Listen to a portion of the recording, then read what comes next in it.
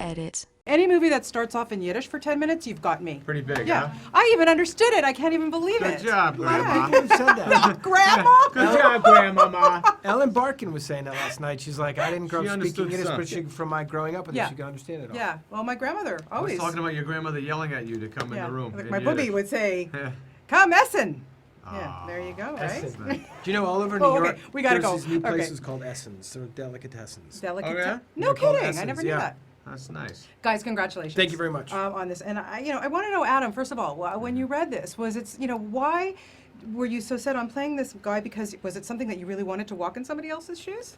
No, that was just an interesting script, interesting character, a lonely New Yorker. I identified. I know guys like this from growing up. It seemed connected to cousins I've had, friends I've had from the past. I moved when I was a kid, but my family's Brooklyn, and there was something very authentic to the Brooklyn Jew of it all in this movie. Yeah. Tom, for you, this guy, he knocks it out of the park. He always does. We don't want Thank you. We don't want him to get a big head, but We do.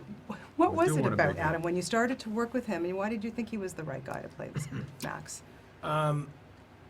Well, for a lot of, whenever I'm writing a script, I'm usually start to focusing on a specific actor to play a role, and hopefully that works out, and it usually has, and in this case it did. But, as you were talking to him, one thing that dawned on me, and I think it's easy to overlook, that he really created, like, a great character for this. Like, this guy's a little peculiar, a little his own man. You especially see it when he's hanging out with, like, Melanie Diaz's character, and certain people, you're like, oh, yeah, he's kind of a peculiar guy. And I think Adam, in a really subtle and wonderful way, just created this unique character and didn't push it, didn't make him, and he didn't comment on him. He just sort of lived it. And I had a feeling he would do that, and he would connect with the material, and he did. Yeah, he really did. Well, And Tommy guided me into every step of the way, so I didn't really do it all on my own. I was just trying to. He'd give me as much information as possible, and I would try to land on my feet. Well, look, I saw Men, Women, and Children as well, and you did a fantastic job in that. Thank And you. I have to ask, and I always am marveled when funny people take on dramatic roles. Why are you so good at it? Boy, I don't know. Thank you. I don't know. This guy's a funny bastard, and he's great at everything. Who knows? We're actors. The comedians are actors. We have to free the comedians. have to let them do. No, We have to stop.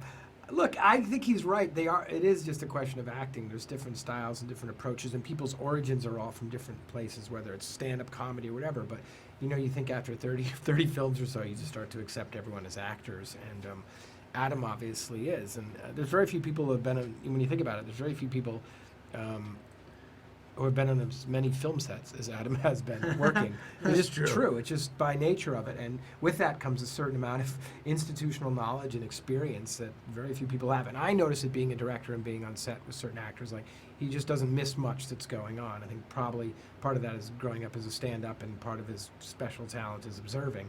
But he's also doing that when he's on film set. So he knows a lot. He keeps you on your toes. He doesn't miss much. He wouldn't let on a lot, but you realize he just doesn't miss much. And I think that's what makes him a very good actor. I think that's what actors are. Yeah, you do a really good job, Adam. Adam, I would think as I was watching this that this was a little bit of a love story to your old dad. Well, they are at times, yeah, with Dustin. It's amazing. Dustin knew my dad, and Dustin knew how much I loved my dad. So we would talk about that. But yeah, a little bit. I definitely thought of my dad while making the movie. Yeah, I'm sure. So you can fix my shoes now, you think, or any I pairs think of shoes? those you're- don't need to be fixed. But yeah, I've seen Nice. shoes like that at the Cobbler, and because I would stay all day long with cobblers and watch them fix shoes when I first started trying to learn about it. And when shoes like that would show up, I'd be like, "Ooh, that's It's a scary one. that's trouble." Yeah. It's trouble.